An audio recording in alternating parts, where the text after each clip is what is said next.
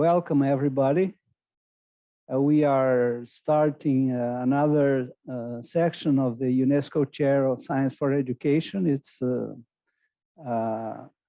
chair that is hosted by the Federal University of Rio, together with the Institute D'Or, and operated by the National Network of Science for Education that is coordinated by me.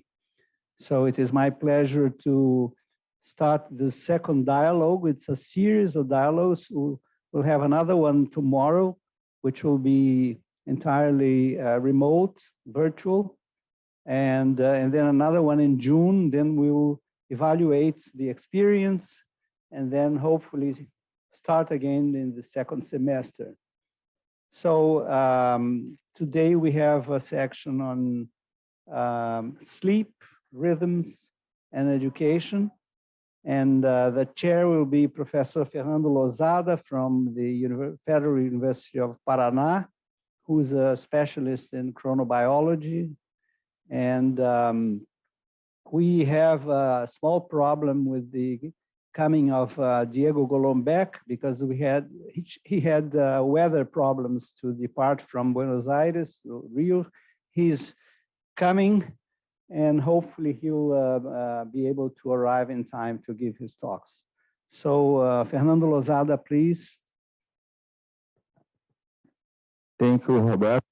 Thank you very much for inviting me to participate in this session. Today we will have two great guests. They are research leaders in their field.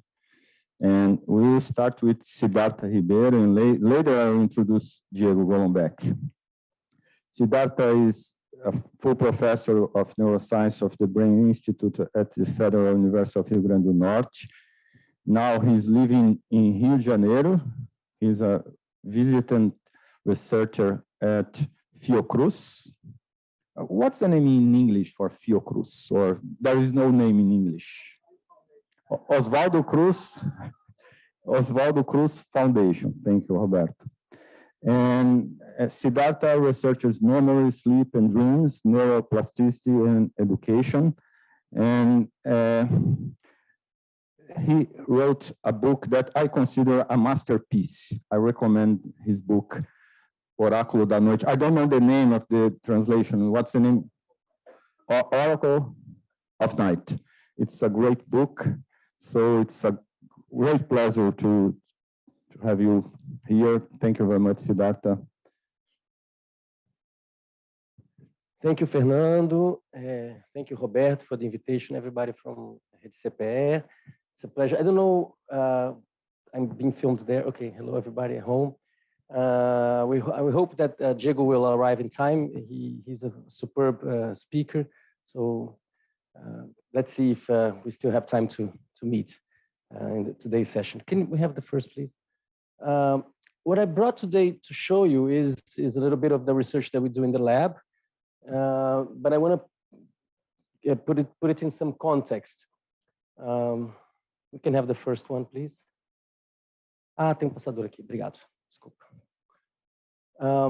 I think the first thing that I would like us to have in mind to begin is that we're living in a very serious crisis. We're living in a world that has a lot of capabilities, but 800 million people are starving. About 800 million people are illiterate, and inequality is increasing.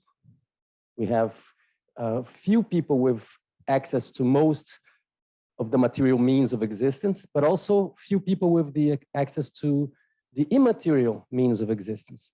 So it's really a moment of tremendous concentration of power in the hands, in the minds of very few. And the numbers are actually very scary. If you look into the numbers, you see that people are dying like flies by direct or indirect violence from the state or from private hands. And this is something that is very difficult to solve because of the inertia. If we don't do something very strongly to change it, it's going to keep going like that.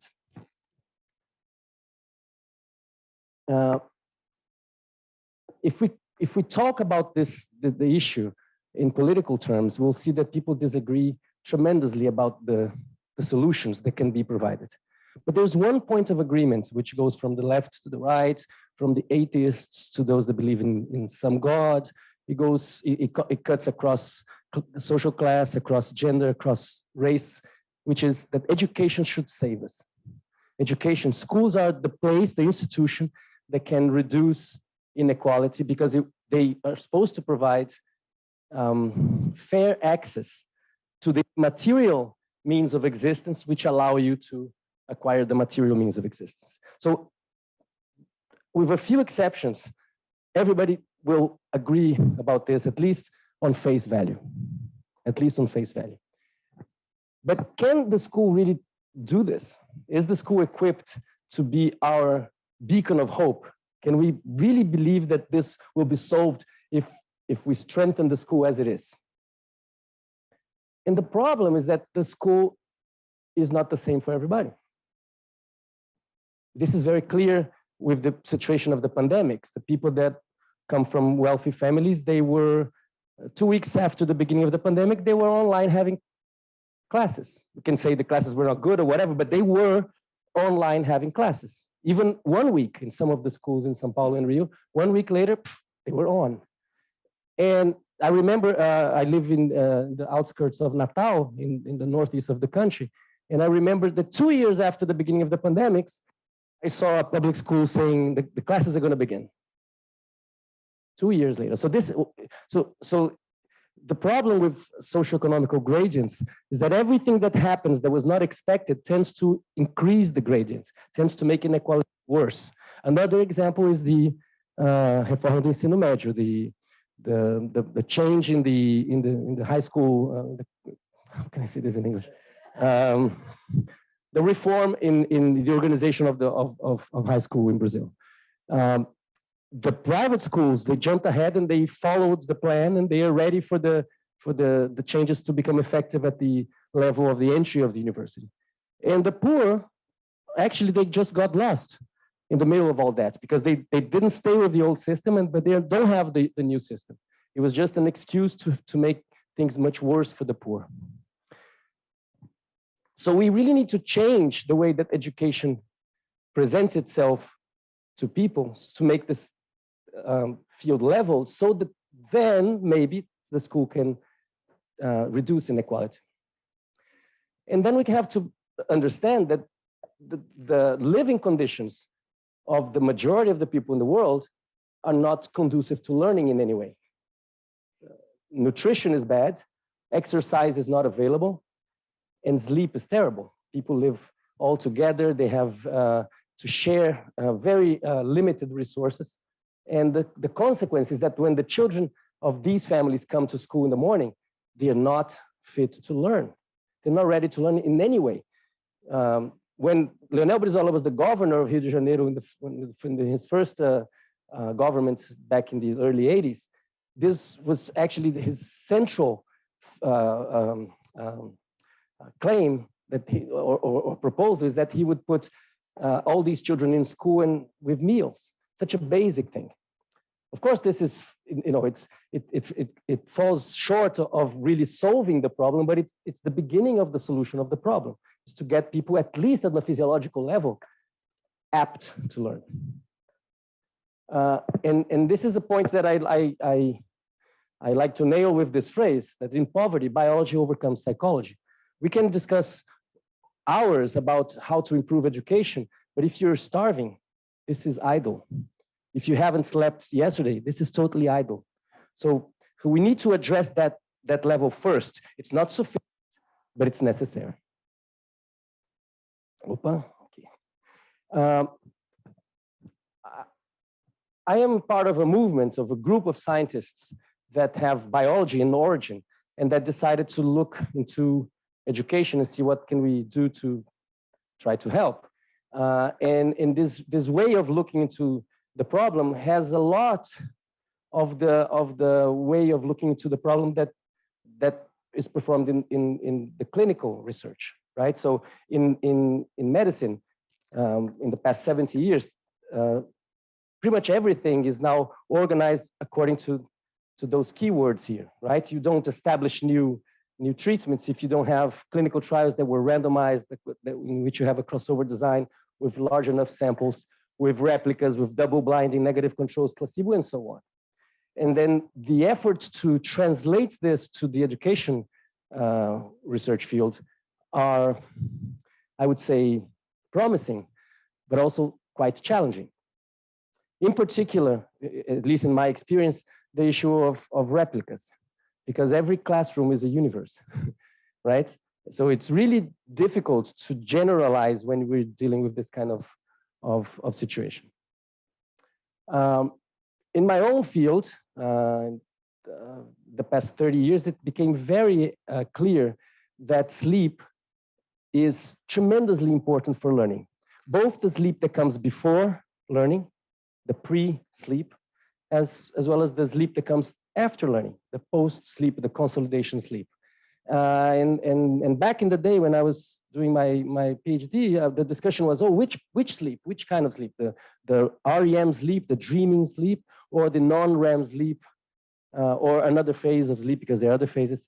And to cut this long story short, it ends up that all phases of sleep are necessary. And in fact, the natural sequence seems to be important. You want to have them in the proper amount, in the proper sequence. So actually, it goes back to old wisdom. It's like, have a good night of sleep. And many things concur to having a good night of sleep. Having a good place to sleep. I think maybe Fernando will talk more about this. Having no light at all. Having no stimulation at all. And many other things that we could go on and on. But anyway, I need to move. So sleep is important, and sleep is not guaranteed. If you come from a low-income family and your parents live far away from school, right there you have 1 hour less of sleep or more, right? And this compounds. The more problems you have in your real life, the more problems you have in your school life. I say real life and school life because the school is an idealized place. In reality, it's very tough, but it is seen by everybody in the society, and it should be seen as something very special that deserves respect, and we need to keep that. And when I get to this point, I always remember, well, but before having good sleep, the teacher should get a good payment. And this is also should come into the equation. People need to be motivated, right? But I don't do research in that. So I will go back to where I work.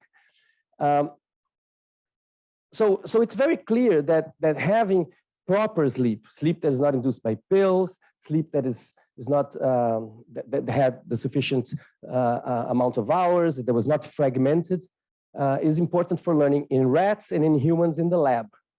So why shouldn't it be important for humans learning in schools? It should be important. But then what is the research that can be done towards showing that, towards proving that point? When I started this research, I was arriving from the United States to Brazil to begin to have my first laboratory, my own lab. And this I saw as an opportunity to move away from rats and the hippocampus of rats as they learned stuff and slept, and try to go to the real world of real people in schools, in hospitals, and so on. And this was my first attempt. This was the master's work of Natalia Lemos, also in collaboration with Janaína Weisheimer, who's a dear member of the Science for Education platform. So this was actually our first collaboration. And what we did here was something very naive, that I was just, I was really in the design of this experiment. I was in many ways applying what I learned in my preclinical work in rats, right? So, let's have something that is learned, let's have a nap after something that is learned, and see if this learning sticks better. That was very naive, in fact, because of the way of the statistical aspect. The design was not very sophisticated, but we learned something. So this was done with the 6th grade, with ages 11 and 12. There was a pre-test in which we assessed how much they knew about some of the subjects that we chose. We chose subjects that were out of the scope of their curriculum. So supposedly they shouldn't know anything about that. The pre-sleep test, the pre-test was just a way to assess that. And then Natalia would come in the classroom, give a 15 minutes lecture based on a PowerPoint using concepts that supposedly they didn't know, like the parts of a neuron and the structure of the eye and the eyes of flies and so on. And then we didn't tell them that they would be tested again. We didn't tell their teachers either. And then the next day we came by surprise and applied the test, or 2 days later, or 5 days later. And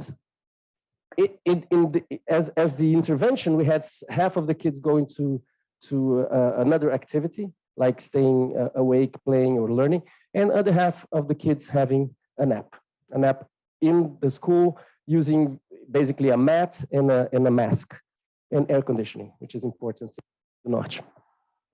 What we learned is, that if you test them 24 hours later, you don't see much of a difference between the nap and the non-nap group. They both show a 10 to 12% of improvement with respect to the pre-test. So they learned something.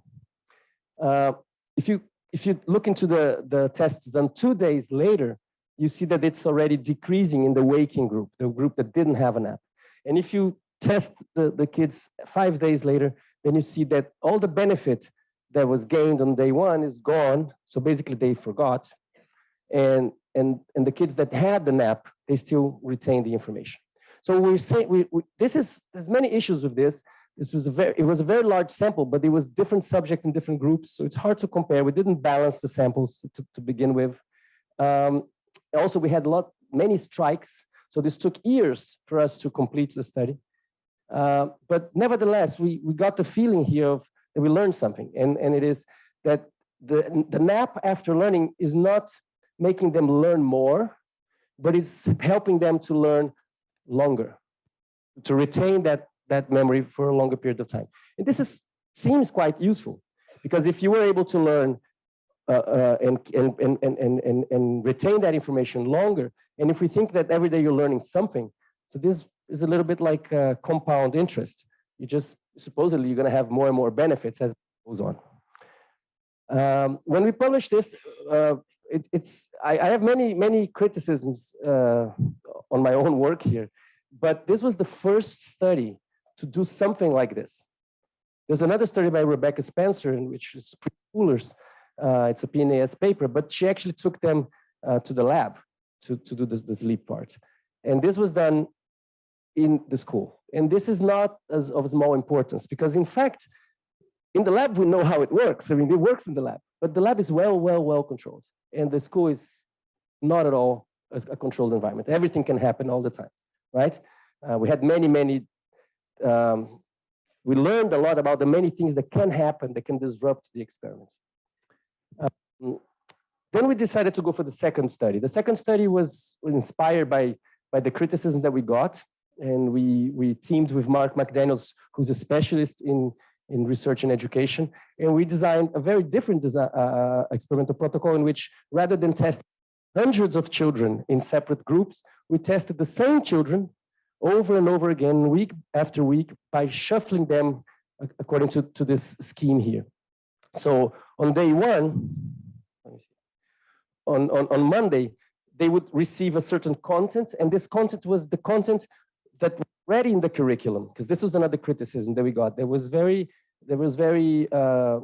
previous experiment was very distant from reality. It was a person that they never saw before coming with a content that was not in the curriculum.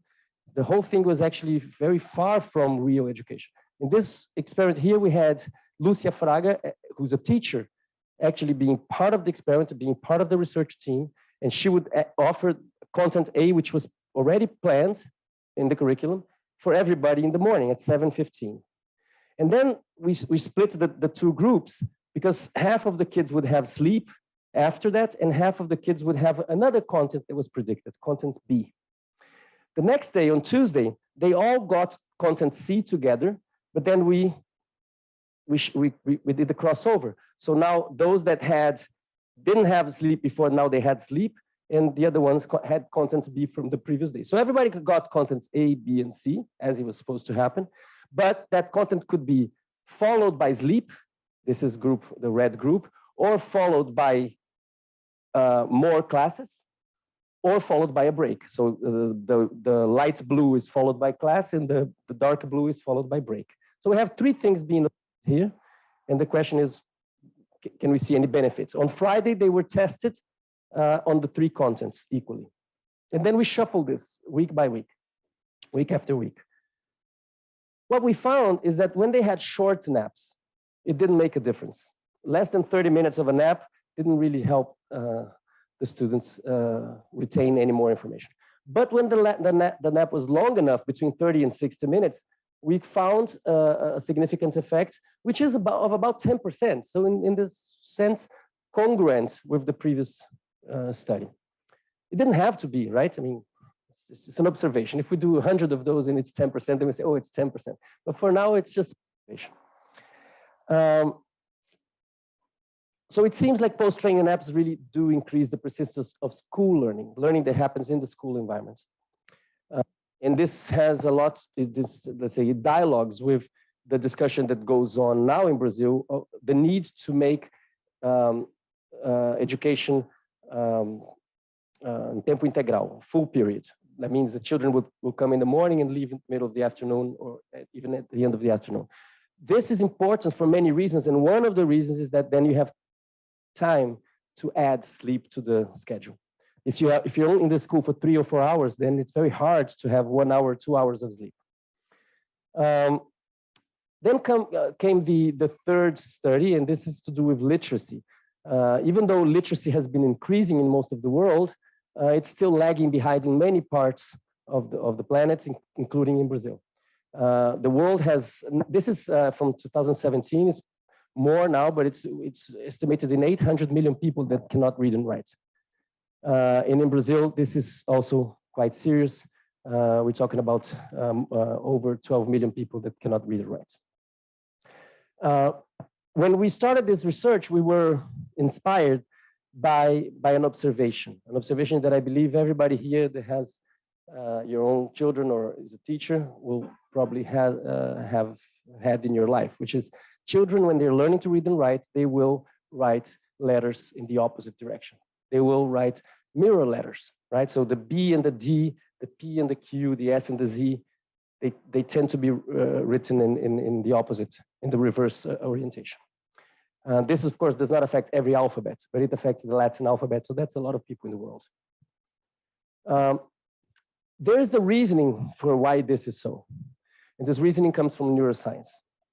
The region that we use to learn to read and write, to decode letters, syllables, and words, the visual word form area in the left fusiform gyrus, did not evolve for that, right? By definition, because writing was invented 5,000 years ago.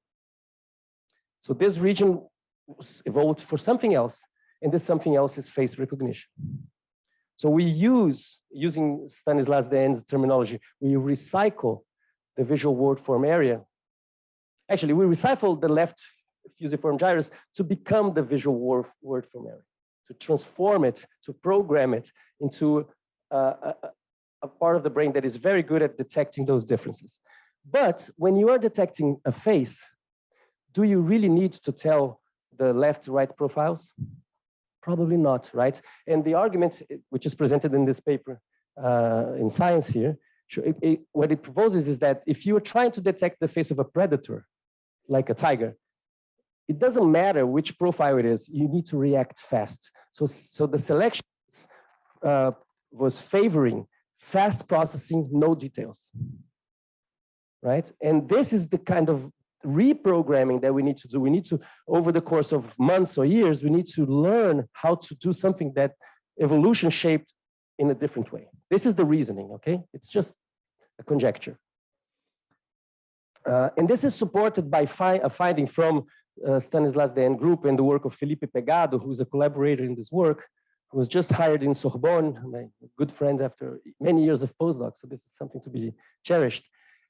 In which what they found here, studying Brazilian samples, Portuguese samples, and French samples of illiterates, ex-illiterates, and literates, what they found is that the people that cannot read and write show a lot of activation for faces in the left fusiform gyrus, and no activation for words. And people that know how to read show a lot of activation for words and less for faces. So this suggests a trade-off. This suggests that as we recycle this part of the brain to learn to read and write, we also relinquish some of our power to detect faces. This is still up for grabs. Some people don't believe in this. But we were basically inspired by the notion that this something that we naturalize. We say, oh, this is common. Well, it will go away. It goes away after some months or years. Okay? And in illiterates, it never goes away. You get a 60-year-old illiterate and they're still doing the mirror letters. And then we said, maybe this is a problem. And maybe this is a bottleneck that is dragging down, especially those that are coming from poor backgrounds. They have less training, less opportunity, less books, less people. So there's so many things compounding. And then this is something that is seems simple, but maybe this is just holding everything. So we decided to investigate this in detail. And we joined forces with Felipe. Felipe was investigating in the lab tasks that can make you learn with the notion of bypass of the visual system. And what is this? So what is the hypothesis here? If the problem is the visual system, if the visual system had evolved to not make a difference between a B and a D, a P and a Q, if we can take it away during training and use other sensory modalities, auditory modality, somatosensory modality, to teach that difference, then maybe we can bypass the problem. And in the lab, it worked. So we decided to do it in schools. Can we actually train kids to discriminate those letters? If so, can we make it stronger or better combining with naps? So those were the two questions. Can we train them to discriminate? Will that help? And if it does a nap make it even better? So we developed with, this was the work of the PhD work, the master's and then PhD work of Arzin Torres. Before she was Ana Raquel Torres, now Arzin Torres. And the different procedures that we developed, they tackled the brain in a non-visual way. So the kids would be blindfolded, and then they would, for example, listen to the letter B, and then draw the letter, and then open, and then check it. Or have another colleague write in the letter with a finger on the palm of your hand. Or see the letter, and then have to use the left or the right arm to use proprioception to help you in this way. And this is a few examples. We did other approaches, but all with this idea of bypassing or scaffolding the visual system for that learning. And then they had, it was first grade, ages 5 and 7. We did a pre-test. Now we learned, right? So we used the pre-test to balance the samples. So we didn't start with crazy samples to begin with. We actually started with very nice samples because we designed it to be so. The kind of thing we learn as we go into a classroom, for example. And then we had 4 main groups. We have other control groups, but the ones that are more relevant here, they all began with very low levels of mirror discrimination. And we tested this with paper tests, but also with computer tests. And then they had 3 weeks of training, 30 minutes a day in school. And 2 groups got that training. 1 group did not get that training. And 1 group got the training that was an active control. It was the same training, except that it was with symmetrical letters. So instead of using a B and a D, we used an A, O, an M. And why? Because we wanted to know whether this was specific to the letters or whether it had to do with having more time with the teacher, getting more attention, using different modalities to address the problem of the letter. So all those things are interesting, but we wanted to know whether they would be important or not. So we have this group here that is an active control, and then we have a negative control in which it wasn't done. And then we had only 1 group received the nap here. These other groups did not have the nap. Okay. And we had the computer test. So they saw a letter, and then they saw a mirror letter, or they saw a different letter. And they had to say whether this was the same or different, or another one. And also we did it with symbols. I'm not going to go into details, but we did many controls to show that this was really letter specific and not generalized to any symbol, and it's really letter specific. But I'm not going to have time to discuss that. This is one aspect of the results, but they all are very congruent with this. So I'm going to show you error rates, but we could look into reaction times. This is, if you look into the paper, you'll see many controls. But basically what you see here is 3 replicas. This one had 22 students. This one had 44 and 36 students. The first 2 replicas we did in consecutive years. Then we pre-registered the results, and the 3rd replica was already a pre-registration with a hypothesis set, which was satisfied. And what we see here is that in all replicas, the baseline levels are of very high levels of errors. So the kids are making a lot of mistakes, as we would expect, and the different groups are balanced.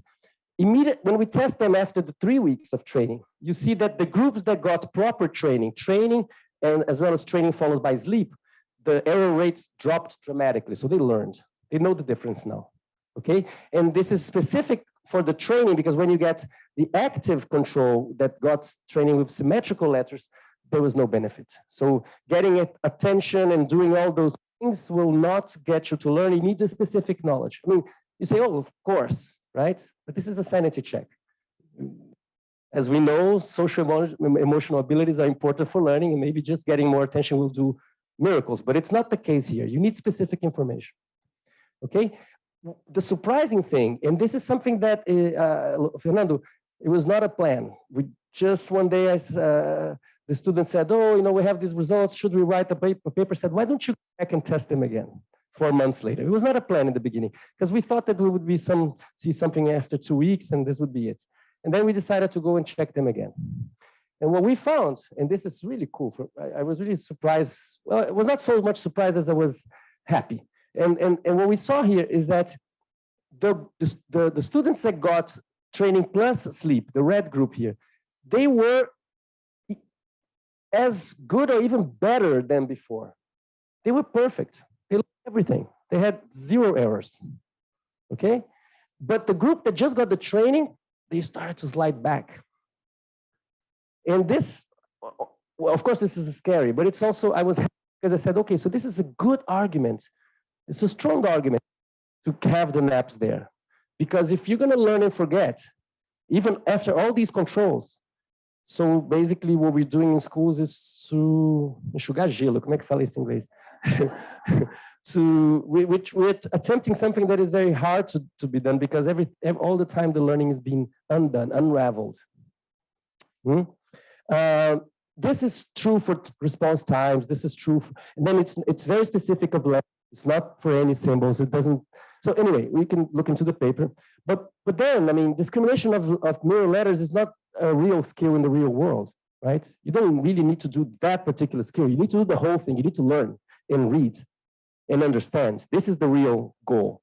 So we decided to test that, because the reasoning here is, if you now know the difference between a B and a D, then you don't have a doubt when you're decoding. When you don't have a doubt, then you decode successfully. This makes you feel better. Then you go for the next letter. Then you go for the whole word. Then you go for. And so basically, it seems like a positive feedback system. So we decided to check that. And what we found is that indeed, only those that had the training plus the NAP, which is the red group here, had a real improvement in reading ability, which was actually a 2-fold improvement. So they're reading twice as fast. And this is important, because one of the reasons people don't like to read is because they read so slowly that by the end of the paragraph, they don't even remember the beginning of the paragraph. So it doesn't really, it's like flying an airplane, right? You need a certain speed, otherwise it won't fly.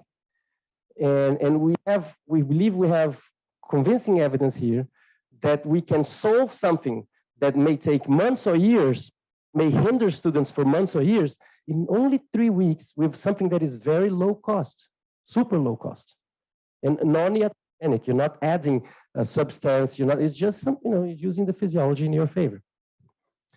So this is the summary of the results, right? The group that got the proper training in the NAP became very good at discriminating mirror letters, also at 4 months, and reading very fast.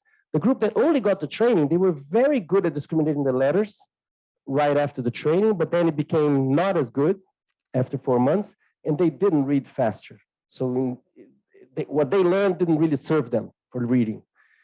And the other groups didn't really improve in any way. This was published, 2-3 years ago.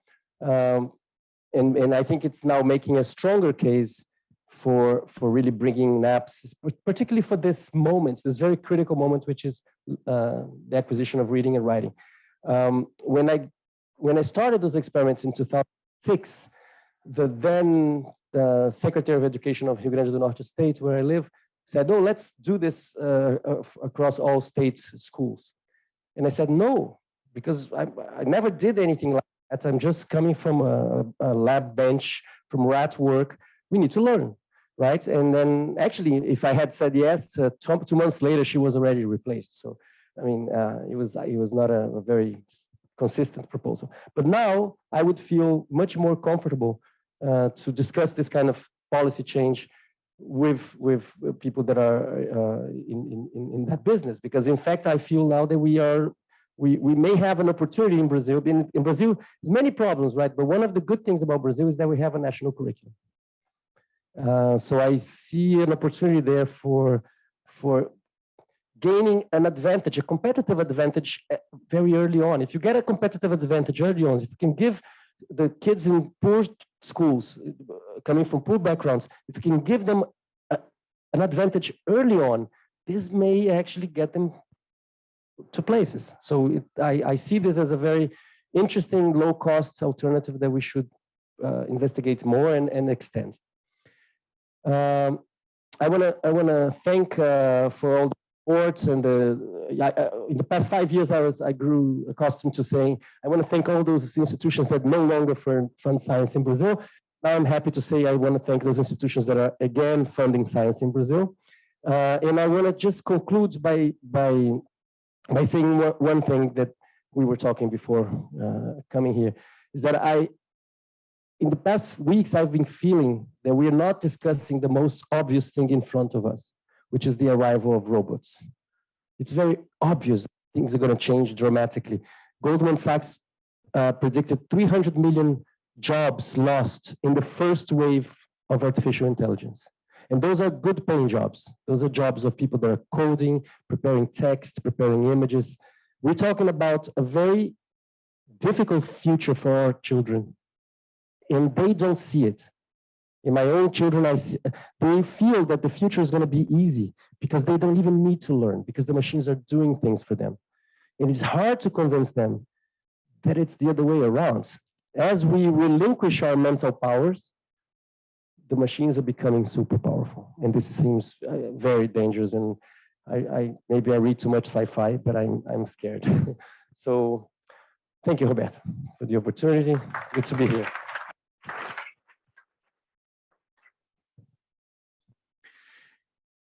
It's an honor to have Diego Golombek from Argentina. Diego has his PhD in biology.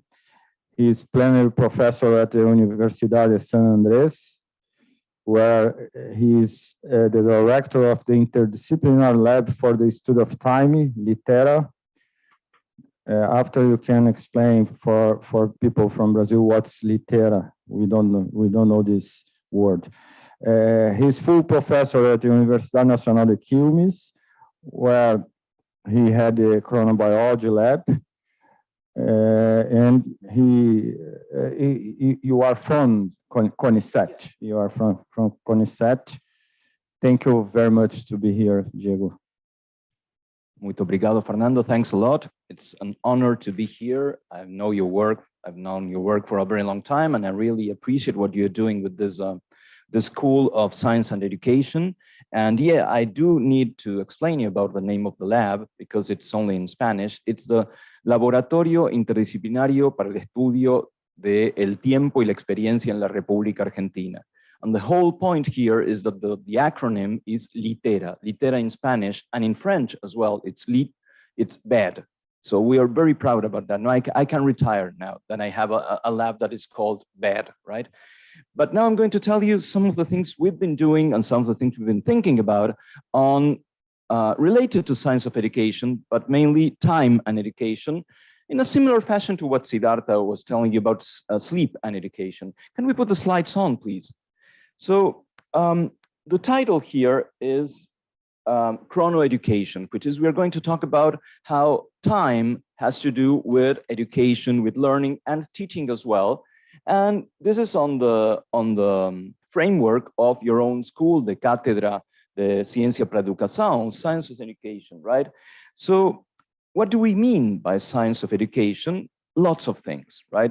But I'm going to concentrate on a specific way of thinking about science, which is one of the ones that has had most people working on, which is the neuroscience of education, right? So that means I'm going to be very fashionable, because nowadays you have to talk about neuro whatever, right?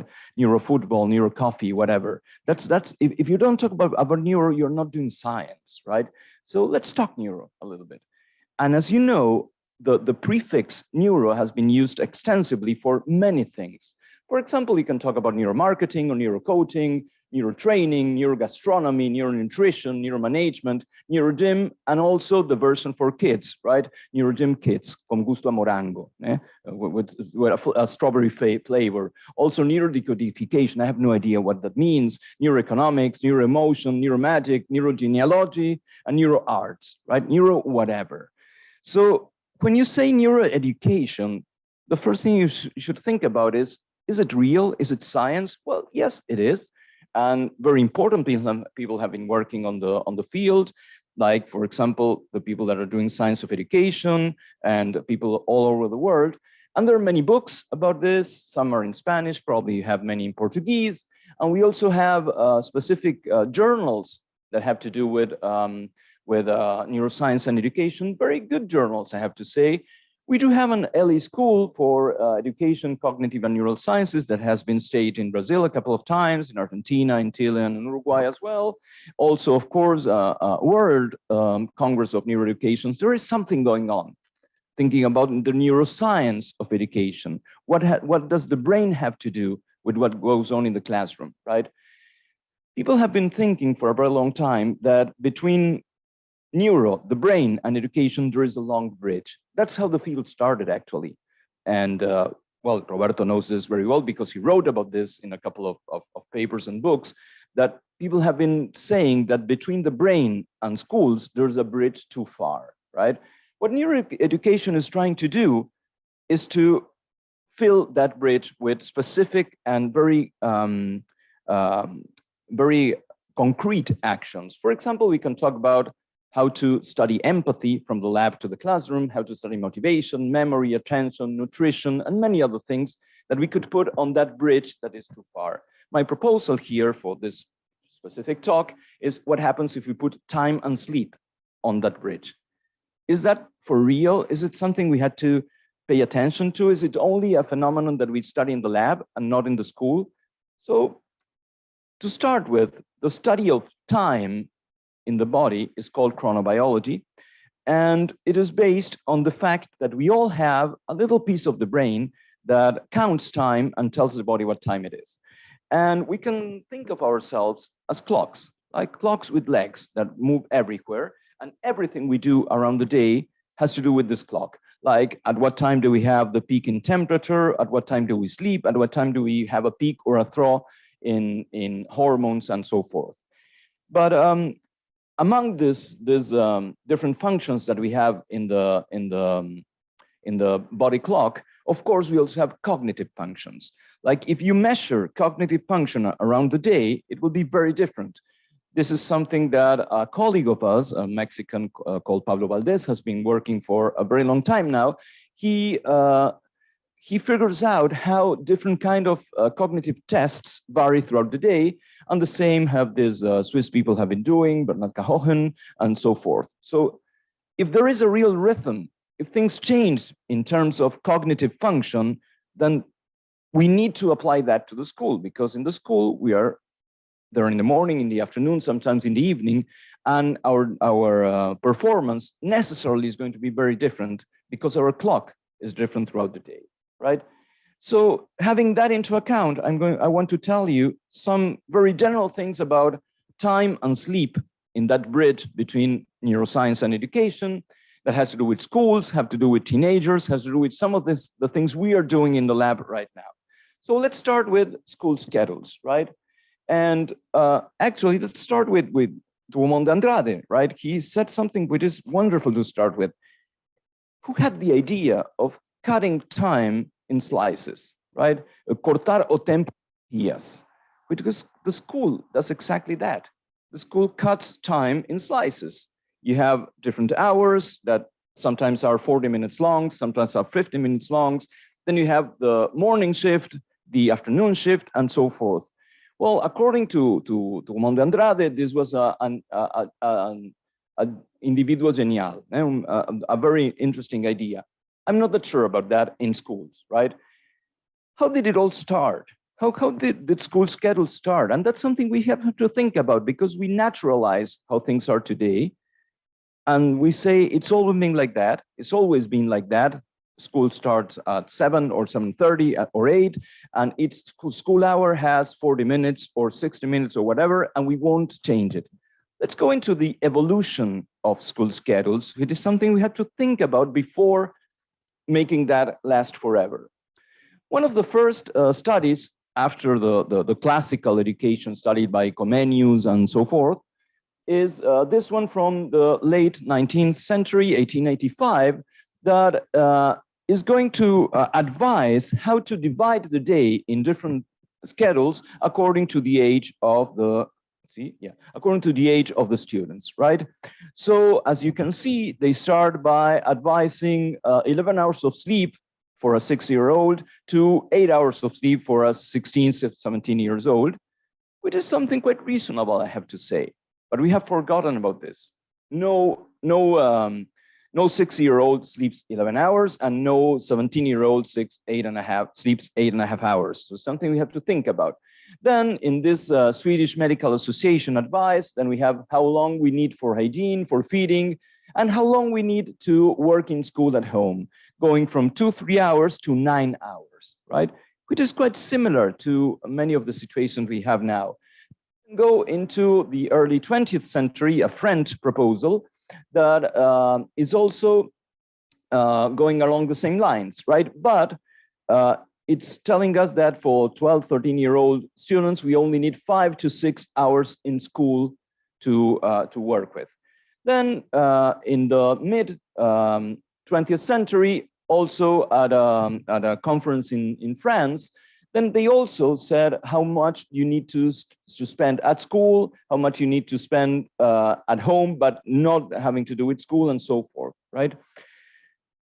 We have forgotten about this kind of assigning time according to very practical and evidence-based proposals. Now schools start at whatever time they want, and they last for whatever time they want, and the school hour is not fixed, but it's also according to the principal, to the teachers, and so forth. We need to put some science into this, because if not, the ones who will fail are the students.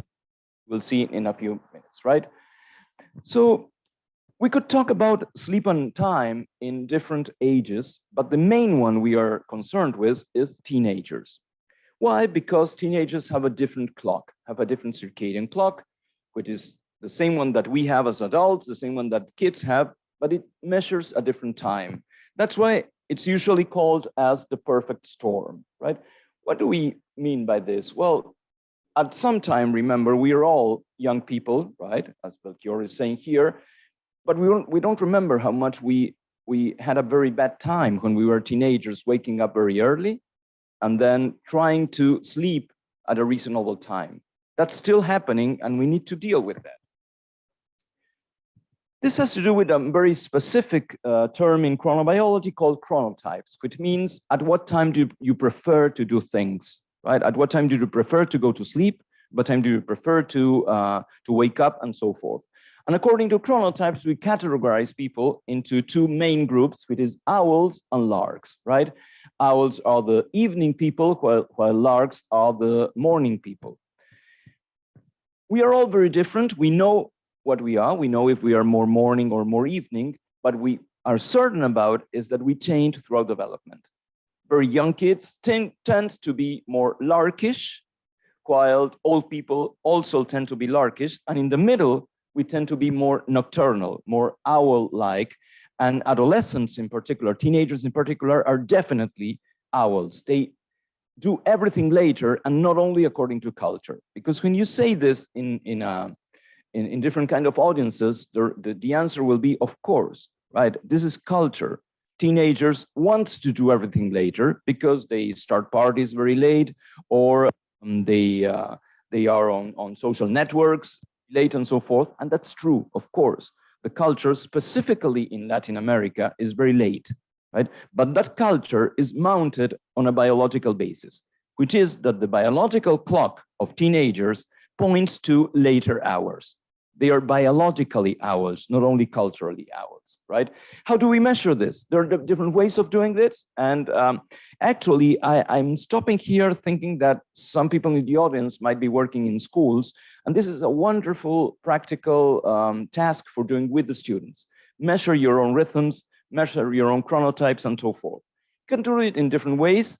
One of the main ways that is accepted right now is a questionnaire which asks you at what time do you go to bed and at what time do you wake up in work days and in free days. And take into account those values, you calculate the chronotype of somebody, right? For example, if I go to bed at 11 at night and wake up at 7 a.m. or whatever, then the midpoint of sleep is going to measure my chronotype, and that will move between free days and work days, right? As I said, in adolescence, things are going to be much later, especially during free days. I'm not going to go into this, but there are very different ways of measuring this. We can do it by questionnaires. We can do it by measuring locomotor activity. We can measure temperature. We are now trying to do proxies of this, measure this by different kinds of data that are available. For example, the use of Twitter. Right? If you measure Twitter activity, it's a very good window into chronotypes for different populations. And I can tell you about that some other day, right? So one of the things we did in Argentina was to take a look at what kind of population we have in the whole country, right? Are we more diurnal, more nocturnal, more owl-like, more lark-like? And we did a survey of about 20,000 people in the whole country. And what we found is that definitely we are very late, right? We are a very nocturnal kind of nation. And you can see that in culture as well. We have dinner very late. In Brazil, the same thing happens, of course. And there is a very big difference between what happens during weekdays and weekends, right? This is a way of measuring, as I told you, of measuring chronotype, which is the mid-sleep point, right? Which is the average of the point of your nocturnal sleep. And it's definitely late according to other measurements. This is about 4 a.m. So if your mid-sleep is at 4 a.m., then you're sleeping late, right? Then you can also measure chronotype by other means. There is another questionnaire, more classical, more traditional, which is not being used as much, but we also calculated this, which asks you for your preferences. At what time would you prefer to do something? At what time would you prefer to do sports or have an exam or so forth? And again, the score for this particular questionnaire is also points towards a very late type of chronotype in Argentina in general, right? So what happens with teenagers, right? As I told you, teenagers are nocturnal people. Their clock points towards very late times. And actually that might help us even in defining what is a teenager, which is a very difficult question. At what time does adolescence start? Well, we could say around puberty, right? At what time does it end?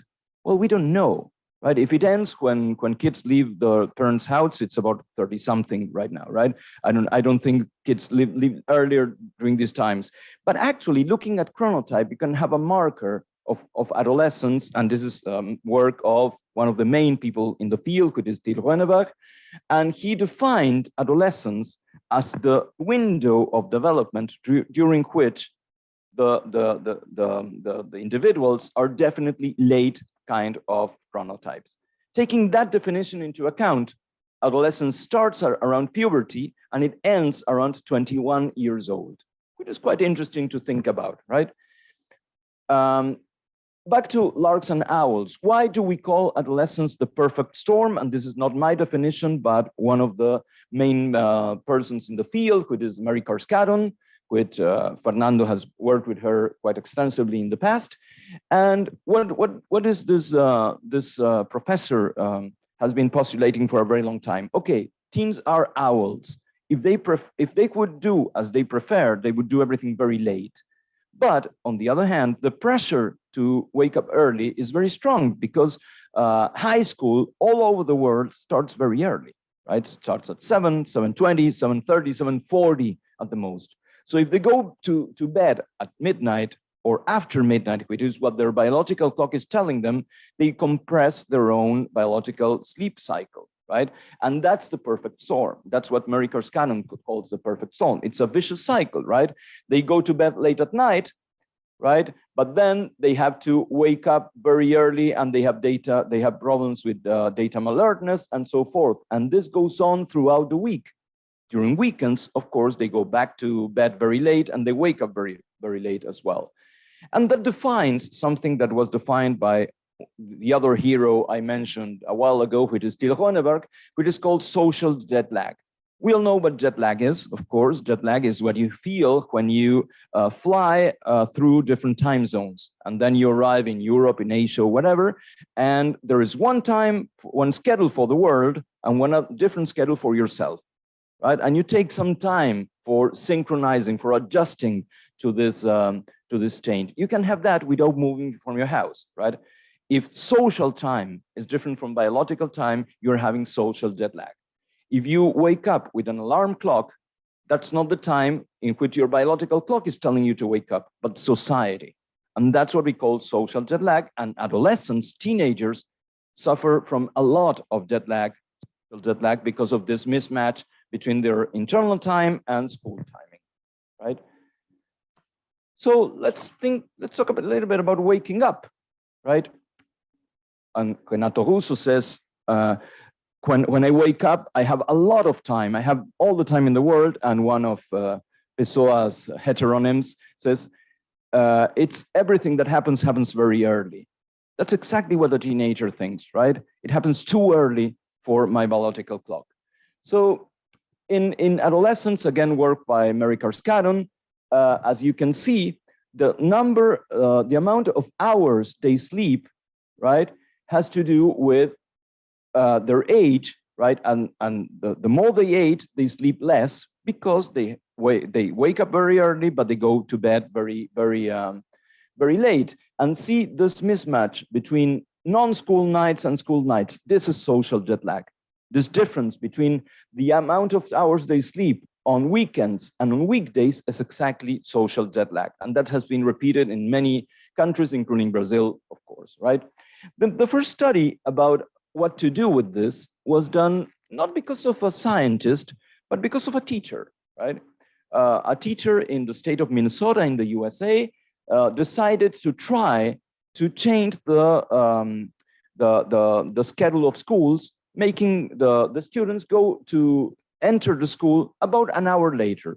They were going in at 7:30, and she wanted to know what would happen if we go 8:30 to 8:40. And this is important. When we say one of the solutions for social jet lag in teenagers is delaying school start time, we are not thinking about starting school at 10 a.m., 9:30, 11 or whatever. It's 1 hour difference.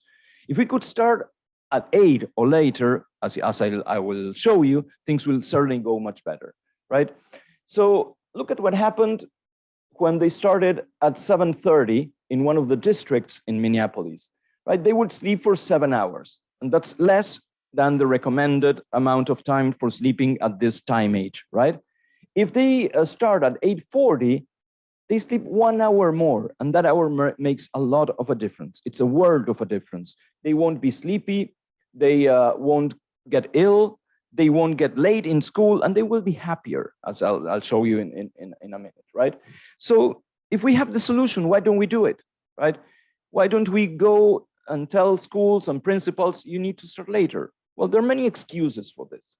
For example, people say that school time is a social anchor, right? It has to do with the time for the work of the parents, has to do with transportation, has to do with different shifts and so forth. Well, what Kyla Wallstrom from the Minnesota study found is that it doesn't change anything. If you go to school 1 hour late, the society can accommodate for that, right? So that excuse is not working really well, right? As I told you, the transportation did not suffer that much. After school activities did not suffer as much, and so forth, right? So there is no real excuse for not changing the time for going into the schools in high school. The main excuse is social, right? It's not biological. It's not. It hasn't to do with the general activity of the school. But people think that changing the school schedules will change everything. It doesn't, and we do have evidence about that, right? There are many other examples of what happens when you start school later. One of the recent ones is this one in Seattle, in which they also did the same, right? They started school schedules 1 hour later for a few months, and the changes were amazing, right? The students would go, wouldn't be late. They wouldn't, the absenteeism would be quite low. And the academic performance would be better as well. I didn't put it here, but there is a very interesting study by Fernando Lousada and Felipe Benjamini, but they did the same, right? They experimentally changed for a few months the school time for going into entering high schools, and they found the same, and they also found a significant increase in cognitive variables, like things that measure motivation and empathy and anxiety and so forth. So we do have very strong reasons for doing this, and I think it's the responsibility of us, of scientists, to go and convince the people why this should be done, or at least should be tried, okay? You can also do this with not 60 minutes, not delaying school times by 1 hour, but by half an hour, right? If you go from 7:20 to 7:50, which is a study that was done in Rhode Island, the same thing happens, right? Kids sleep much more, they are in better mood, and the academic performance is better as well. Brazil has some very interesting conditions, like, for example, some schools in which the schedule changes completely from 1 year to the other, right? This is changing in many parts of Brazil, right? In 4th grade, they go to school in some schools in the afternoon, while in 5th grade, they go to school in the morning. And of course, in that transition is where the worst performance is found. And that's absolutely reasonable. You're going to school in the afternoon, which is much more better for your biological clock than the next year, when you haven't changed that much in terms of your biological clock. You have to go very early in the morning. And that's when you fail, right? That's when you go late to school, you're much more absent, your performance isn't as good, and so forth. So in Brazil, there is a more specific reason for thinking about school schedules, right? We did a very extensive study recently in which we took advantage of a very special population. We have a few high schools in Argentina that have 3 shifts, morning, afternoon, and evening. And you don't choose which shift you go to, right? It's a ballot, and whatever happens in that ballot, you have to go to that shift for 5 or 6 years. So we studied what happened with chronotype, what happens with performance in this population. And one of the things we found is that there is a lot of social jet lag in our teenagers. If you take a look here, is how much do they sleep on weekdays or on weekends? And as you can see, on weekends, right, then they tend to sleep much more than on weekdays. That's what I told you is defined as social jet lag. Actually, take a look at their social jet lag in the 3 shifts of the school, right? What we have here is what happens with students in the first year of high school and in the last year of high school. And what we are trying to define here is their mid-sleep value, right? The mid time or the nocturnal sleep for working days or for free days, right? As you can see, there's a big difference between the yellow and the orange for the morning shift. Well, there is not such a big difference for the evening shift.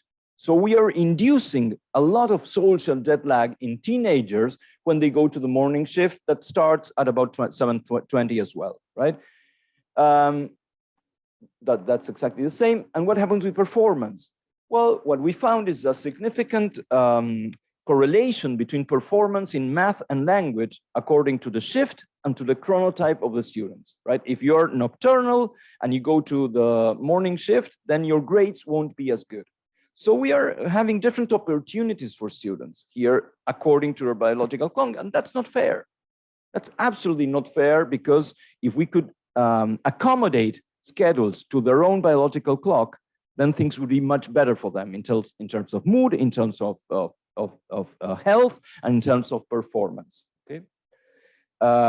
As you can see here is that the math and language performance, right, correlates directly with a somnolence test, right? If you are more sleepy during the day, your grades will be much worse. And why are you sleepy? Because you're waking up too early and you went to bed too late last night.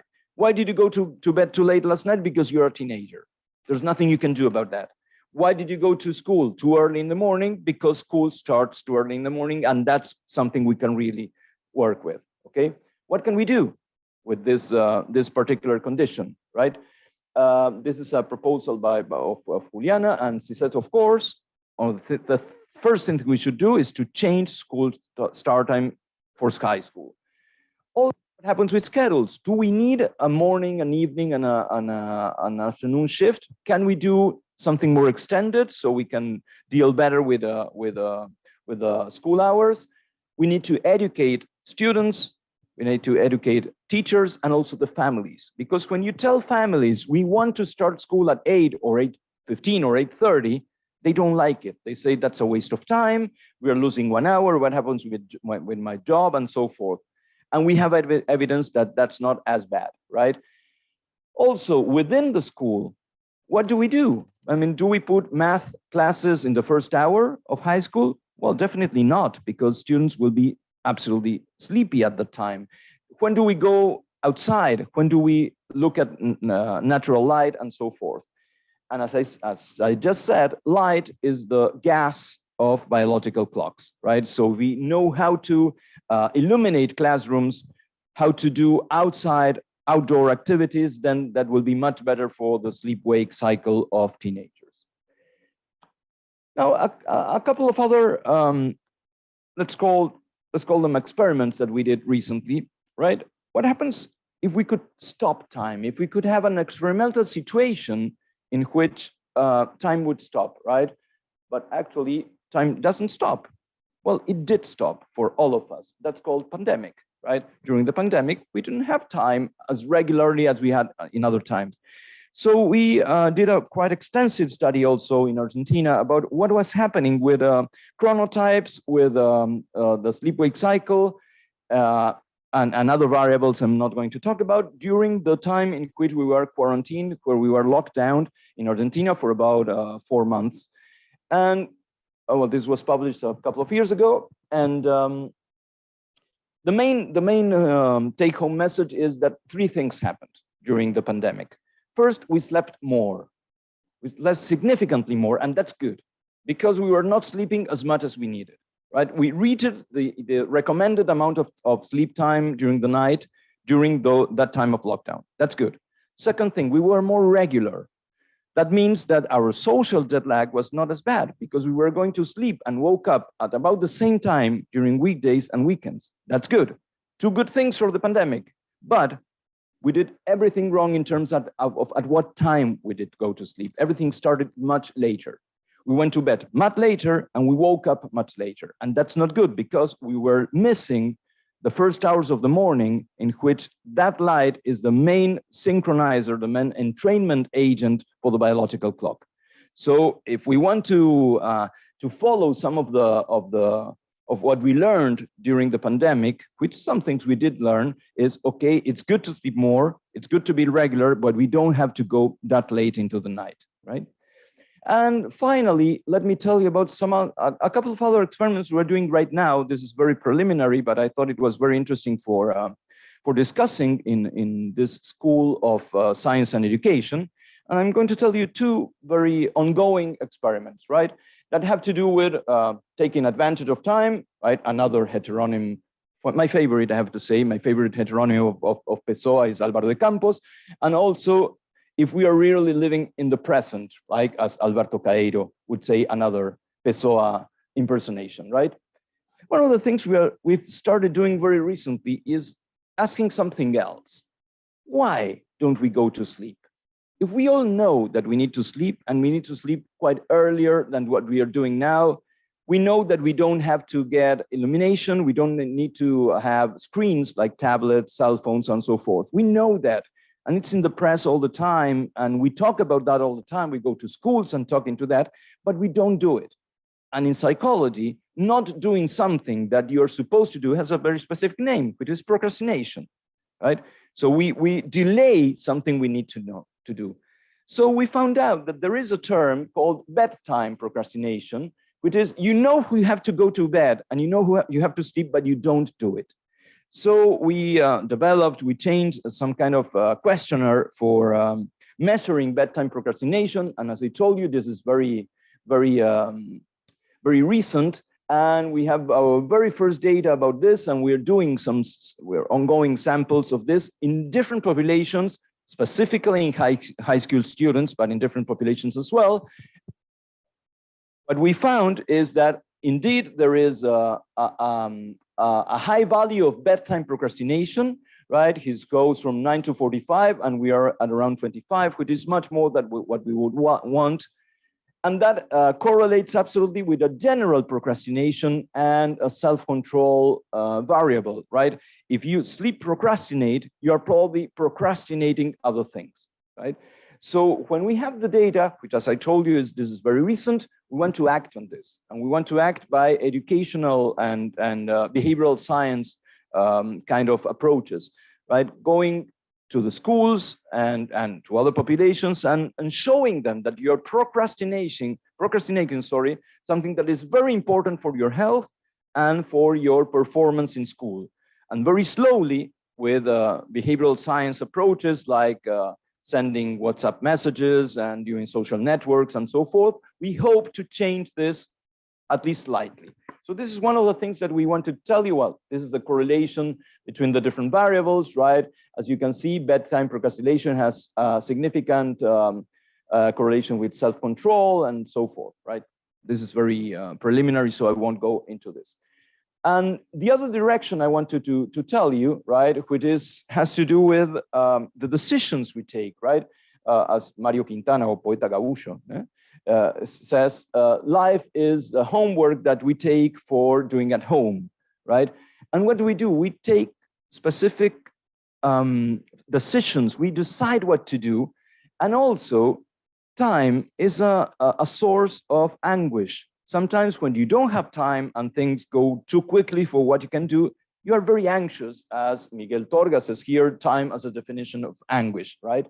So this is a simulation of mood throughout the day, according to Twitter, right? According to what people tweet throughout the day.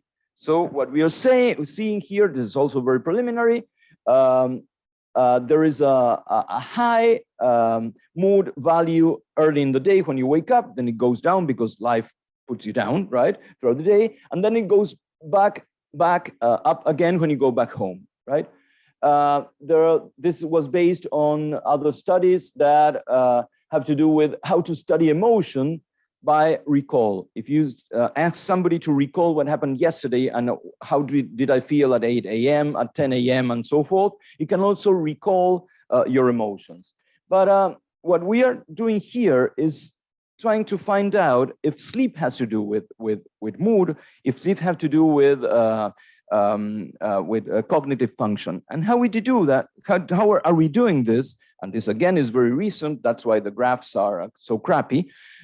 We are sleep depriving people and then asking them to tell us how they feel and specifically how their affection is. let me tell you in a minute how we do this. We started by doing partial sleep deprivation in people, 4 hours of sleep deprivation during the night. And the following day, we asked them about very specific questions that have to do with affection, with affective polarization, right? If I don't think the same as my friend, my neighbor, my spouse, or whatever, how do I feel after I've been sleep deprived? That in our countries is very important because there is a big gap in terms of affection, of ideology, and so forth. Our working hypothesis is that part of this gap that we have in our countries, Brazil, Argentina, and many others in Latin America, has to do with not sleeping well. At first, it seemed to fail. If we partially deprive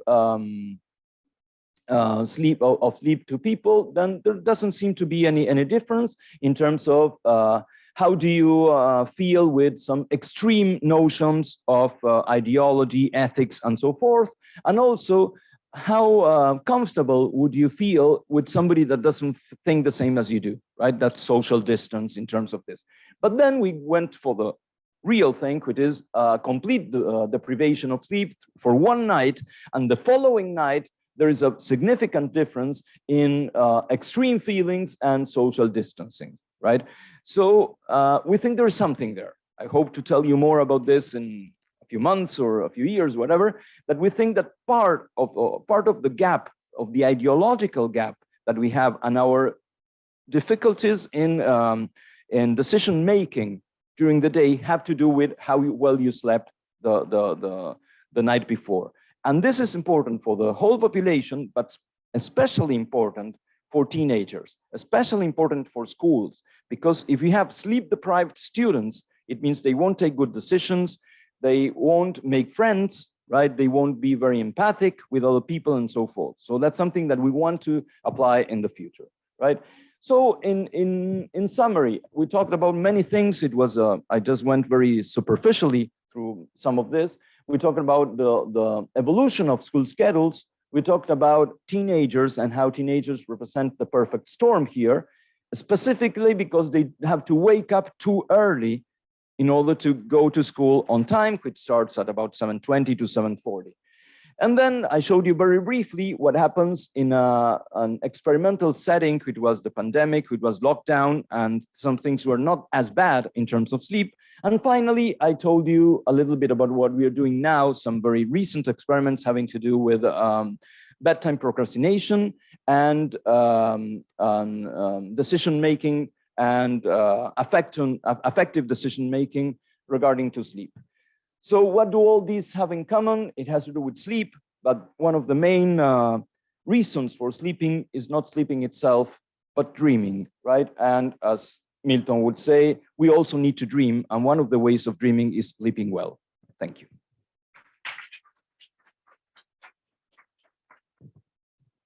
Okay, so thank you very much, Diego, for your talk, and thank you for you to stay here.